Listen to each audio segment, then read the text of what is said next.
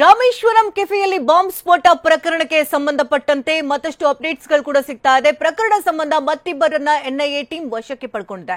ಶಂಕಿತರ ಜೊತೆ ಸಂಪರ್ಕ ಹೊಂದಿರುವಂತಹ ಹಿನ್ನೆಲೆಯಲ್ಲಿ ವಶಕ್ಕೆ ಪಡೆಯಲಾಗಿದೆ.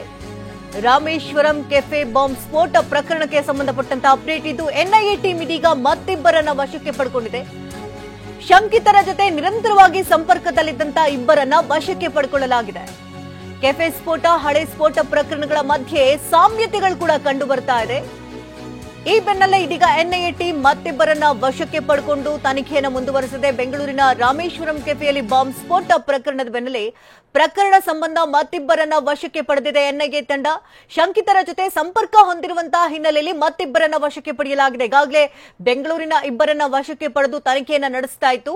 ನಿಷೇಧಿತ ಅಲ್ ಹಿಂದ್ ಟ್ರಸ್ಟ್ ಜೊತೆ ನಂಟು ಹೊಂದಿದ್ದ ಶಂಕಿತರು ಅಂತ ಹೇಳಲಾಗ್ತಾ ಇದೆ. ಇಬ್ಬರನ್ನ ವಶಕ್ಕೆ ಪಡೆದು ಈಗಾಗಲೇ ವಿಚಾರಣೆಯನ್ನ ನಡೆಸ್ತಾ ಇದೆ ಎನ್ಐಎ ಟೀಮ್.